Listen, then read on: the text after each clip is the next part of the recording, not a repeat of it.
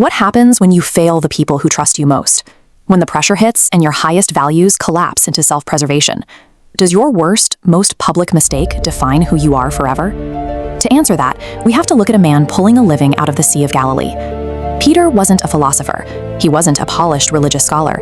He was a blue-collar fisherman, entirely unexceptional in the eyes of Rome.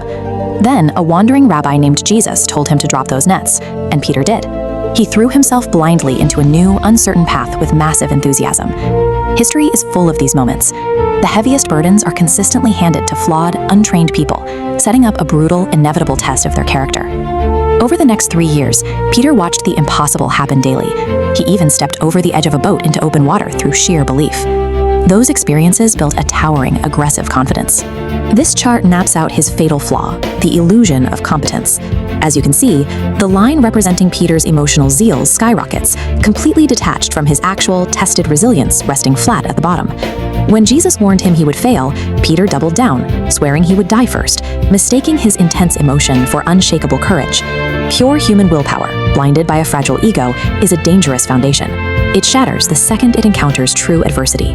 That adversity arrived in the pitch-dark Garden of Gethsemane. Armed soldiers dragged Jesus away, and Peter's theoretical faith slammed into cold, violent reality.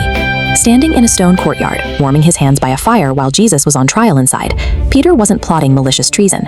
His brain simply entered a primal state of panic. Survival took the wheel.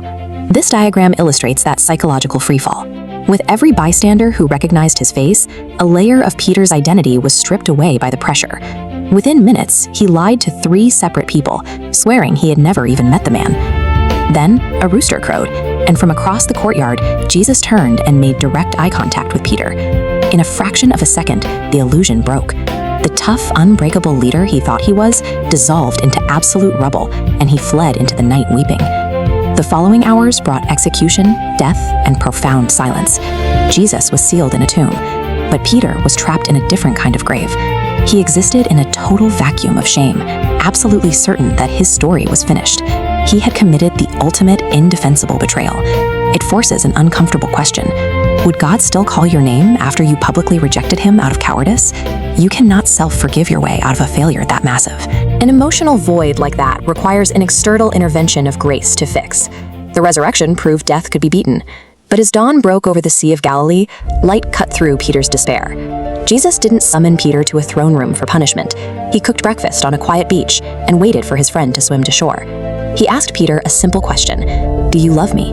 He asked it 3 times, one deliberate affirmation to overwrite every specific denial from the courtyard. "Feed my sheep." This sequence shows how grace actually functions. It does not erase the failure.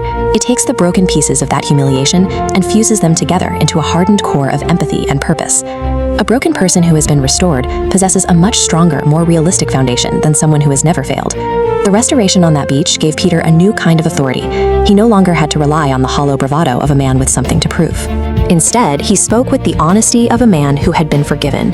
When he eventually stood before crowds of thousands, he wasn't afraid of being exposed as a failure, because his failure had become the very evidence of the grace he was preaching. He carried that message into the center of the Roman world. These ruins of the Forum show the scale of the system Peter lived under, an empire built on strength and status. Yet the small communities he established survived long after these marble halls were abandoned. When he was eventually martyred in Rome, he requested to be crucified upside down, telling his executioners he was entirely unworthy to die in the same posture as his Lord. The man who failed the hardest became the rock that helped build a global movement. Your greatest failure does not disqualify you. It can be the exact starting point of your deepest purpose.